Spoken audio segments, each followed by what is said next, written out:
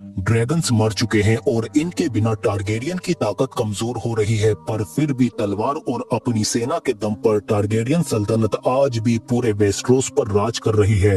Boring लगती है ना वो कहानी जिसे आप बहुत आसानी से समझ लेते हो, और दिल छू जाती है वो कहानी जिसे समझने में आपके होश उड़ जाते हैं। ये सेम चीज इस सीरीज पर बिल्कुल फिट बैठती है, जिसका नाम है a night of seven kingdoms. दुनिया गेम ऑफ थ्रोन्स की बेइंतहा दीवानी है और इसकी नई series house of the dragon भी अब लोगों को अपना दीवाना बना रही है। और अब इस यूनिवर्स की एक और नई सीरीज आ चुकी है जिसका नाम है a night of seven kingdoms. ये हाउस ऑफ द ड्रैगन के 80 साल बाद की कहानी है और गेम ऑफ थ्रोन से 90 साल पहले की। और बिना ड्रैगन्स के भी वेस्टरोस पर अभी भी टारगेरियन सल्तनत का राज है, लेकिन अब इस बेरहम दुनिया को हम एक आम योद्धा सर डंकन द टोल के नजरिए से देखेंगे कि कैसे वो इतना महान बना कि इतिहास ने उसे अमर कर दिया। टारगेरियन सल्तनत की राजधानी किंग्स लैंडिंग में कुछ दूरी पर हम फ्ली बॉटम को देखते हैं। ये एक तरह का स्लम एरिया होता है जहाँ बेपनाह गरीबी और सारे अपराधी भरे पड़े हैं। इन्हीं में हम डंकन और उसकी दोस्त राफे को देखते हैं जो जंग के बाद यहाँ कुछ सामान चुरा रहे हैं, जैसे घोड़ों की नाल वगैरह, क्योंकि इन दोनों के माता पिता ने इन्हें बचपन में ही फेंक दिया था। अब ये ऐसे ही अपनी जिंदगी गुजारते हैं। और जब ये फ्ली बॉटम में आते हैं तो यहाँ सब नशे, दुख और पाप में डूबे हुए हैं। पर तभी इन्हें एलिस्टर रोक लेता है और इनके थैले चेक करने लगता है, पर ये उसे चकमा देकर भाग जाते हैं और राफे उसकी शराब चुरा लेती है और बाहर फेंक देती है। इसके बाद ये अपना सामान बेचकर कुछ पैसे बना लेते हैं और अपने छोटे से घर में आ जाते हैं जो लोगों के पैरों तले है। और यहाँ जीना आसान नहीं है, इसीलिए राफे यहाँ से दूसरे शहर जाने के लिए पैसे इकट्ठे कर रही है। पर जब ये अगले दिन बाहर जाने के लिए जहाज के टिकट खरीदने आते हैं तो वो पैसे कम पड़ जाते हैं। तभी एलिस्टर अपने साथी के साथ इन दोनों को पकड़ लेता है और कहता है कि तुमने मेरी शराब चुराई, अब मैं तुम्हें लूटूंगा। और ये इनके सारे सिक्के छीन लेता है, पर राफे इसका खंजर चुरा लेती है। एलिस्टर को जैसे ही पता चलता है तो वो उसी से इसका गला काट देता है और राफे डंकन के हाथों में अपनी आखिरी सांसें लेने लगती है। डंकन गुस्से में एलिस्टर पर हमला कर देता है, पर ये इन दोनों का मुकाबला नहीं कर पाता। पर तभी सर आर्लन यहाँ आ जाते हैं और डंकन को बचाने के लिए ये दोनों से लड़ने लगते हैं। सर आर्लन शराब के नशे में धुत होने के बावजूद भी झट से एक कसर अलग कर देते हैं और फिर आखिर में एलिस्टर बचता है, पर सर आर्लन इसे भी झट से मौत के घाट उतार देते हैं। पर इधर हम राफे को देखते हैं जो मर चुकी है, और फिर अगले दिन हम डंकन को उसी घर में रोते हुए देखते हैं जो राफे की मौत पर बहुत ज्यादा दुखी है। पर तभी ये सर आर्लन को जाता हुआ देखकर खुद भी उनके पीछे पीछे जाने लगता है और ये रात को भी उनके आसपास ही सो जाता है और फिर अगले पूरे दिन उनका पीछा करता रहता है। और 2 दिन तक लगातार सर आर्लन का पीछा करते करते आखिर में जब सर आर्लन इसे देखते हैं तो ये थकान की वजह से वहीं गिर जाता है। और फिर उसी दिन के बाद से सर आर्लन इसे अपना शागिर्द बना लेते हैं। और देखते ही देखते कुछ सालों में डंकन काफी लंबा चौड़ा हो जाता है और सर आर्लन काफी बूढ़े हो चुके हैं, पर इन्होंने डंकन को अच्छी तालीम देकर उसे एक अच्छा योद्धा तो बना ही दिया है। और फिर एक दिन ऐसा आता है कि पेड़ के नीचे बैठे बैठे बूढ़े सर आर्लन इस दुनिया को अलविदा कह जाते हैं।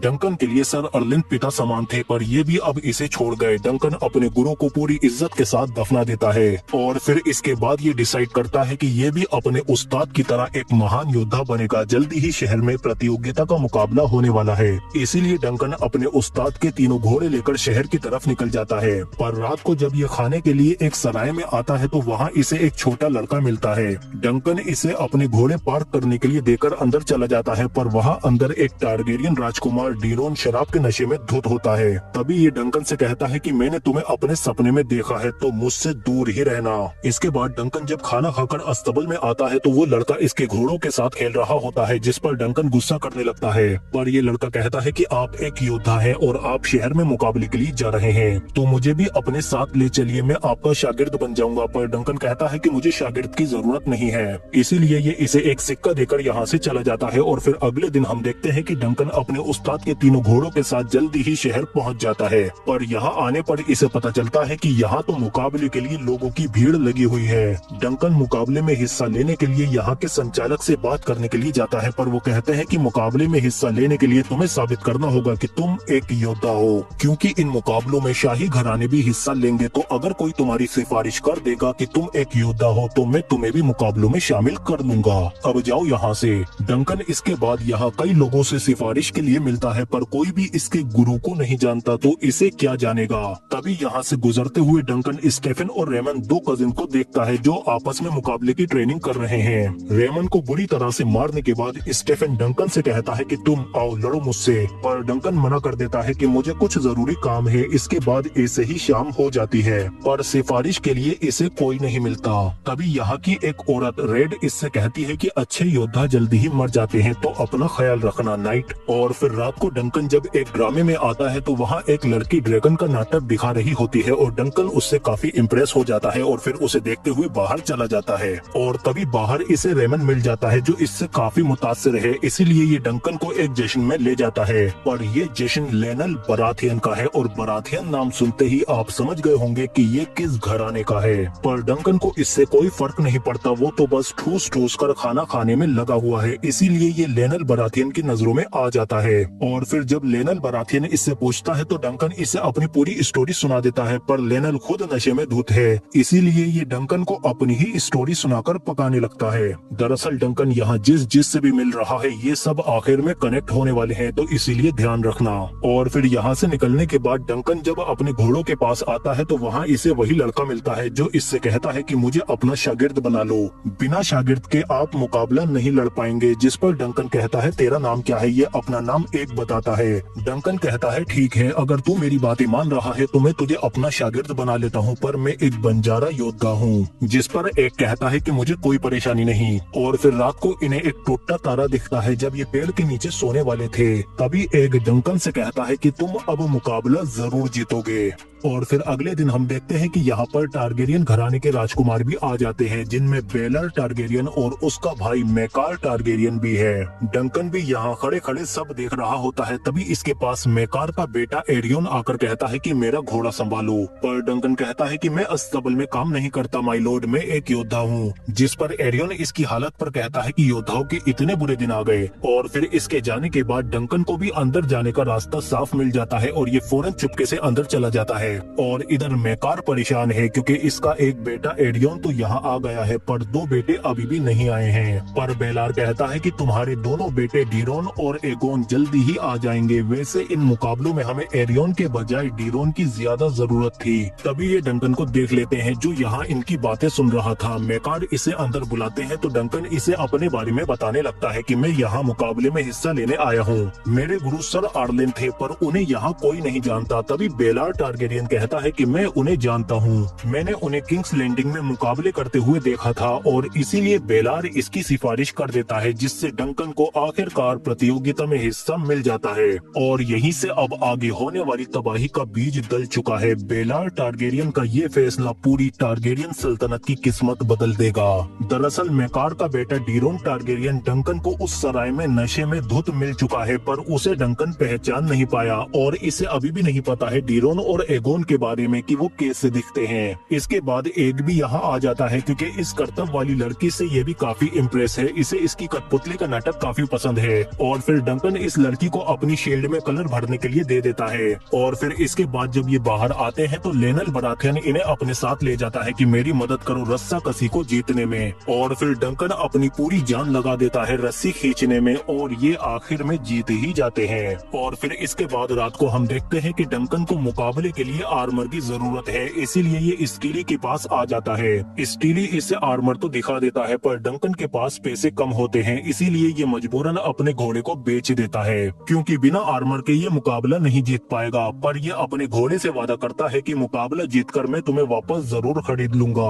और फिर इसके बाद हम देखते हैं कि जल्दी ही रात को छोटे मुकाबले शुरू हो जाते हैं और ये दोनों इन्हें देखने के लिए फौरन यहाँ आ जाते हैं। इन मुकाबलों में आमने सामने से घोड़ों के साथ आना है और अपने अपोनेंट पर भाले से हमला करना है। इन छोटे मुकाबलों से डंकन को एहसास हो जाता है कि बड़े मुकाबले इससे कितने ज्यादा खतरनाक होंगे। डंकन कहता है कि इतने सालों में आज तक मेरे गुरु सर आर्लन भी इन मुकाबलों में विजेता नहीं बन पाए, तो मेरी क्या औकात है। पर एग इसे हिम्मत देता है कि आप जरूर जीतेंगे। इसीलिए एग सुबह को उठते ही डंकन के घोड़े को मुकाबले के लिए ट्रेन करने लगता है। जल्दी ही घोड़ा एग की आवाज पर दौड़ने लगता है। पर तभी यहाँ एक योद्धा आ जाता है जो इससे कहता है कि क्या तुमने तूने ये घोड़ा चुराया है, पर एक कहता है कि ये मेरे मालिक का घोड़ा है। और इस योद्धा की एक आंख की वजह से एक इसे फौरन पहचान लेता है कि आप तो सर रॉबिन हैं, जो 7 किंगडम्स के सबसे सनकी योद्धा हैं। एक को कुछ ज्यादा ही जानकारी नहीं है, ये पक्का कुछ न कुछ तो छिपा रहा है। इसके बाद ये डंकन के पास आ जाता है। डंकन इससे कहता है कि वक्त आ गया है, मुकाबले शुरू हो रहे हैं। पर एक कहता है कि आज आपका नंबर नहीं आएगा, क्योंकि सबसे पहले ऊंचे खानदान वाले ही मुकाबले में हिस्सा लेते हैं। इसीलिए आज ये दोनों सिर्फ उनके मुकाबले देखकर मजे लेते हैं। तभी डंकन एक से कहता है कि तू सच में यहाँ एक बैलगाड़ी में छिपकर आया है ना?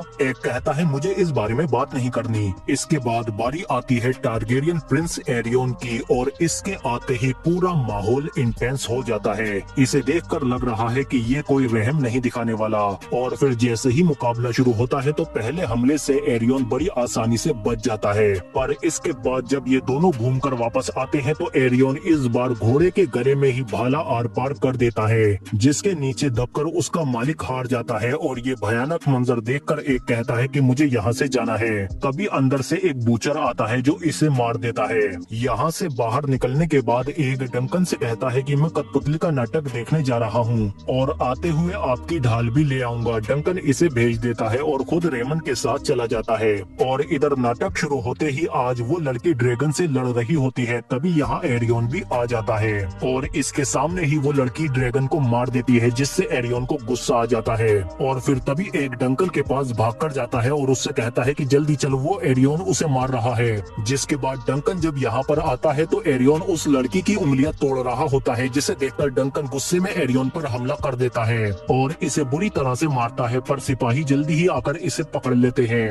जिसके बाद एरियोन उठता है और डंकन से कहता है कि ये लड़की गद्दार है, ड्रैगन कभी हार नहीं सकता, और तूने इसके लिए मेरा एक दांत तोड़ा तो अब हम तेरे सारे दांत तोड़ेंगे। ये डंकन के दांत तोड़ने ही वाले थे, तभी एक आकर कहता है कि छोड़ दो इन्हें, ये मेरा हुक्म है। जिस पर सिपाही डंकन को छोड़ देते हैं। तभी एरियोन कहता है कि तुम्हारे बालों को क्या हुआ छोटे भाई? जिस पर एक कहता है काट डाले। इसके बाद डंकन को कैद में डाल दिया जाता है और यहाँ जब एग इससे मिलने आता है तो अब डंकन को पता चलता है कि मेकार टारगेरियन अपने जिन 2 बेटों की बात कर रहा था उनमें से एक छोटा वाला एगोन टारगेरियन एग ही है, क्योंकि एग एगोन का ही शॉर्ट नेम है। मतलब एग मेकार टारगेरियन का छोटा बेटा है, जो इतने दिन से डंकन के साथ एक आम लड़की की तरह घूम रहा था, क्योंकि ये अपने भाई जैसा नहीं बनना चाहता। इसे डंकन के साथ रहकर सब कुछ सीखना था। इसके बाद एग डंकन से कहता है कि झूठ बोलने के लिए मुझे माफ कर दीजिए, पर आपको अब मेरे अंकल बेलार बुला रहे हैं। और फिर जब डंकन को बेलर के सामने पेश किया जाता है तो एक भी वहाँ आ जाता है। बेलर एक से कहते हैं कि जब तुम्हारा भाई एरियोन उस लड़की को मार रहा था तो तुम्हें मेरे पास आना चाहिए था, अब हमें अकेला छोड़ दो। इसके बाद बेलर डंकन से कहता है कि तुमने शाही परिवार पर हाथ उठाया है और पिछली बार जिसने शाही खून पर हाथ उठाया था उसके हाथ काट दिए गए थे और तुमने तो उसे लात भी मारी है। एरियोन तुम्हारा सर कलम करवाए बिना नहीं मानेगा। डंकन कहता है कि एक योद्धा को यही शपथ दिलाई जाती है कि वो मजलूमों की रक्षा करे, पर बेलर कहता है कि फिर भी कानूनन तुम्हें सजा तो मिलेगी, पर मैं तुम्हें बचा सकता हूँ, एक रास्ता है। और फिर जैसा बेलर ने कहा है डंकन मेकार के सामने आकर वैसे ही कह देता है कि मैं एक योद्धा हूँ और मैं मुकाबले के दम पर फैसला चाहता हूँ, ये मेरा हक है। पर एरियोन इसे घुमा देता है कि फैसला 7 योद्धाओं की लड़ाई पर तय होगा। बेलर बताता है कि दोनों तरफ से 7 योद्धा लड़ेंगे और जो बेगुनाह होगा ईश्वर उसे ही विजेता बनाएंगे। तो डंकन अब तुम्हें 6 योद्धा और जोड़ने हैं अपने साथ लड़वाने के लिए। अगर नहीं जोड़ पाए तो तुम्हें गुनहगार मान लिया जाएगा, अब जाओ यहाँ से। डंकन इससे बहुत परेशान हो जाता है क्योंकि एरियोन को तो आसानी से 6 योद्धा मिल जाएंगे, पर मेरी तरफ से आखिर कौन लड़ेगा? तभी रेमन इसके पास आ जाता है और इसे अपने कजिन स्टेफन के पास ले जाता है। स्टेफन इससे कहता है कि एरियोन ने उस लड़की के साथ गलत किया, योद्धा मजलूमों को बचाते हैं, इसीलिए मैं तुम्हारी तरफ से लड़ूंगा, फिक्र मत करो, तुम्हें 5 योद्धा और मिल जाएंगे, क्योंकि इतिहास में अमर होने का मौका जो मिल रहा है। इसके जाने के बाद यहाँ एक अपने भाई डीरोन के साथ आ जाता है। एक कहता है कि हम आपके लिए 3 योद्धा और लाए हैं, पर मेरे पिता और डीरोन एरियोन की तरफ से लड़ेंगे। तभी डीरोन कहता है कि मैं तुम्हें कोई नुकसान नहीं पहुंचाऊंगा, बस मुझे साइड से मारकर गिरा देना, मैं वहीं पड़ा रहूंगा। एक कहता है कि मेरा भाई एरियोन एक हैवान है, वो मेरी टांगों के बीच खंजर रखकर मुझसे कहता था कि मैं तुझे अपनी बहन बनाकर तेरे साथ शादी करूंगा, इसीलिए मैं उससे नफरत करता हूँ। इसके बाद डीरोन डंकन को बाहर ले जाता है और इससे कहता है कि मैंने तुम्हें सपने में देखा देखा था, तुम्हारे ऊपर एक ड्रैगन गिरा, उसने तुम्हें ढक लिया, वो मर गया पर तुम जिंदा बच गए और हम टारगेरियन के सपने सच होते हैं। डंकन के पास अब तक 4 योद्धा तो हो गए हैं, इसे अब 2 और की जरूरत है। ये मुकाबला बहुत खतरनाक होगा क्योंकि इसमें सभी तरह के हथियारों का इस्तेमाल होगा। तभी इसके पास स्टीली आ जाता है और इससे कहता है कि वो लड़की मुझे तुम्हारी ढाल देकर यहाँ से चली गई थी, पर मैंने इसे और मजबूत कर दिया है। और फिर अगली सुबह मुकाबले का दिन आ चुका है और डंकन यहाँ आकर देखता है कि लेनोल बराथियन भी डंकन की तरफ से लड़ने के लिए आ गए हैं। तभी एरियन भी यहाँ आ जाता है और इसका पिता मेकार भी इसके साथ लड़ेगा, पर रेमन कहता है कि एरियन की तरफ एक योद्धा कम है। तभी स्टेफन कहता है क्योंकि मैं एरियन की तरफ से जो लड़ने वाला हूँ, मतलब ये पहले से ही एरियन के साथ मिला हुआ था और अब डंकन के पास 2 योद्धाओं की कमी है। पर तभी रेमन कहता है कि मुझे शपथ दिलाकर योद्धा बनाओ, मैं तुम्हारी तरफ से लड़ूंगा। तभी लेनोल बराथियन कहता है कि इसे शपथ मैं दिलाता हूँ, तुम जाकर एक और योद्धा इकट्ठा करो। तभी एरियन डंकन से कहता है कि अगर तुमने अपने लिए जल्दी ही 7वां योद्धा नहीं ढूंढा तो तुम्हें ही गुनहगार मान लिया जाएगा, क्योंकि यही नियम है। जिसके बाद डंकन यहाँ मौजूद योद्धाओं से कहता है कि एक योद्धा हमेशा मासूमों को बचाता है और मैंने भी वही किया था। अगर तुम मेरा साथ नहीं दोगे तो अपनी आने वाली पीढ़ी को कैसे मुंह दिखाओगे? क्या यहाँ कोई सच्चा योद्धा है जो मेरा साथ देगा? तभी इनमें से एक योद्धा उठता है, पर ये डंकन की मजाक उड़ाकर बैठ जाता है, जिस पर डंकन कहता है कि क्या वेस्ट्रोस में मर्द पैदा होने बंद हो गए हैं? तभी बड़ा दरवाजा खुलता है और मैदान में एक महान योद्धा आता है और ये कोई और नहीं बल्कि खुद बेलर टारगेरियन होता है, जो कहता है कि मैं डंकन की तरफ से लड़ूंगा। इसने उस मासूम लड़की की जान बचाकर सच्चे योद्धा का धर्म निभाया है, अब सही गलत का फैसला ऊपर वाला करेगा। तो अब 7 योद्धा पूरे हो चुके हैं और बेलर इन सबसे कहते हैं कि घबराना मत, क्योंकि दुश्मनों का मकसद आपको मार देना है। ये लोग पूरी बेरहमी से लड़ेंगे, पर ये लोग कहते हैं कि हम भी वैसे ही लड़ेंगे माय लॉर्ड। बेलर कहते हैं कि सतर्क रहना और मरना मत। इसके बाद डंकन अपना हेलमेट पहन लेता है। मुकाबले से पहले इसके पूरे बदन में सरसराहट सी दौड़ रही है, क्योंकि दुश्मन बहुत शक्तिशाली है। दोनों तरफ के 7 योद्धा मरने मारने के लिए तैयार हैं और मुकाबला शुरू होते ही दोनों पक्ष एक दूसरे पर टूट पड़ते हैं। लेकिन डंकन जाम हो जाता है, पर एक के कमान देते ही जैसे ही ये दौड़ता है तो एरियन डंकन के अंदर भाला घुसाकर तोड़ देता है, जिससे डंकन बहुत ज्यादा जख्मी हो जाता है और अब एरियन शुरू में ही हावी हो चुका है। और जब ये इसके सर पर दोबारा हमला करता है तो डंकन कुछ पल के लिए गिरकर बेहोश हो जाता है, पर जल्द ही इसे होश आ जाता है। पर एरियन और मेकार इस पर दोबारा हमले करने लगते हैं, लेकिन डंकन फिर भी उठ जाता है अपने हेलमेट की वजह से। एरियन इस पर लगातार हमले करता रहता है, इसीलिए डंकन इसे गिरा लेता है और ये दोनों मिट्टी में लोट लोट कर एक दूसरे को मारने की कोशिश करते रहते हैं। डंकन बुरी तरह से जख्मी होता जा रहा है, एरियन इसे मारने की पूरी कोशिश कर रहा है। तभी रेमन डंकन को बचा लेता है। डंकन अपने हाथ से खंजर निकालकर दोबारा खड़ा होने लगता है, पर इस पर हमले नहीं रुक रहे। डंकन बुरी तरह से जख्मी है पर फिर भी डटा हुआ है और एरियन इससे काफी तेज है और पूरी बेरहमी से हमले कर रहा है। अगर डंकन के पास आर्मर नहीं होता तो ये बहुत पहले ही मर चुका होता, पर इसके बावजूद भी एरियन इसकी झिरियों में से ही डंकन को जख्मी करता जा रहा है। आखिर में डंकन को अपना हेलमेट उतारना ही पड़ता है, जिसके बाद डंकन एरियन पर लगातार हमले करते हुए उसकी जांग चीर देता है। मेकार फौरन बेलर को फेंककर अपने बेटे के पास आने लगता है, पर तभी डंकन जमीन पर गिरकर कुछ देर में ही सुध-बुध खो देता है। पर एग लगातार चिल्ला रहा होता है, उठिए सर डंकन द टोल। पर एरियन कहता है कि ये मर चुका है, मैं जीत गया। पर तभी सर आर्लेन इसे दोबारा जगा देते हैं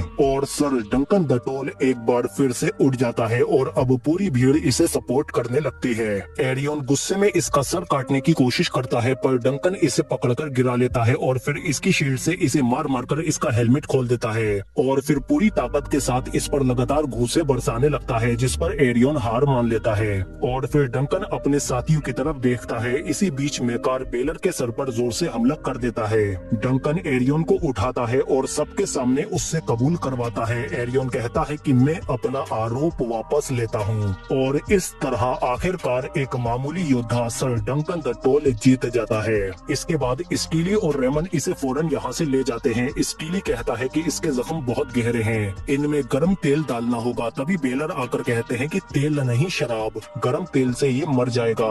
डंकन फौरन अपने घुटने पर बैठकर बेलर टारगेरियन के लिए वफादारी की शपथ लेता है। बेलर कहते हैं कि मुझे और रियासत को तुम जैसे बहादुर योद्धाओं की जरूरत है। तभी ये स्टीली से कहते हैं कि मेरे हेलमेट को निकालो, शायद मेरे भाई मेकार के हमले से ये पिचक गया है। पर जब स्टीली ही हेलमेट निकालता है तो बेलर की खोपड़ी पूरी तरह से टूट चुकी थी। तभी ये डंकन की गोद में गिरकर फौरन मर जाते हैं, जिस पर डंकन जोर जोर से रोने लगता है कि मेरी वजह से ये क्या हो गया, इनकी जगह मुझे मर जाना चाहिए था।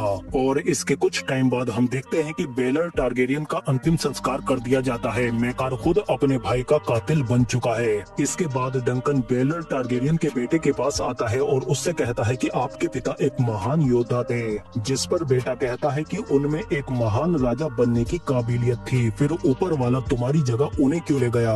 डंकन कहता है मैं खुद भी अपने आप से यही सवाल कर रहा हूँ। इसके बाद मेकार टारगेरियन डंकन को अपने पास बुलाते हैं और उससे कहते हैं कि कुछ लोग कहेंगे कि मैं अपने भाई को मारना चाहता था, पर ऊपर वाला जानता है कि ये झूठ है, पर फिर भी मैं मरते दम तक अपने आप को सही साबित नहीं कर पाऊंगा।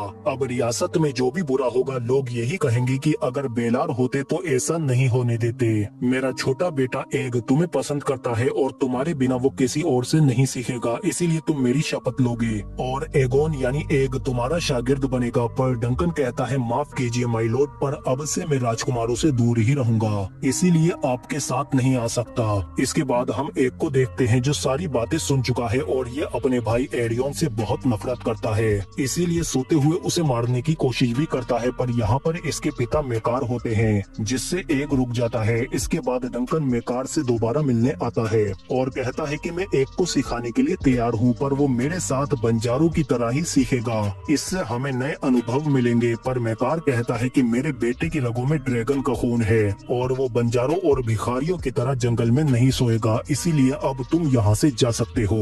और फिर इसके बाद हम देखते हैं कि डंकन इस शहर से जाने लगता है। तभी रेमन इसके घोड़े को ले आता है जिसे इसने बेच दिया था, पर रेमन ने इसे दोबारा खरीद लिया है। पर डंकन इसे लेने से मना कर देता है और कहता है कि अब से ये तुम्हारा ही हुआ मेरे दोस्त। और फिर कुछ देर बाद इसके पास एग भी आ जाता है और कहता है कि मेरे पिता ने आपकी सेवा करने के लिए भेजा है सर डंकन। जिसके बाद डंकन एग के साथ इस शहर से चला जाता है, पर यहाँ से निकलते हुए मेकार कहता है एग कहाँ है, ढूंढो उसे। और इसी के साथ a night of seven kingdoms का पहला सीजन यहीं पर खत्म हो जाता है। पर उससे पहले इस वीडियो को दबाकर लाइक करो और ज्यादा से ज्यादा हाइप करो हमारी वीडियो को कमेंट में। और हाँ, इसका अगला पार्ट अब अगले साल आएगा, पर डोंट वरी, इस यूनिवर्स की सबसे शानदार series house of the dragon का सीजन 3 जून में ही आ रहा है। ज्यादा से ज्यादा वीडियो पर वी आर वेटिंग, कमेंट करो। हम मिलते हैं आपसे अगली वीडियो में।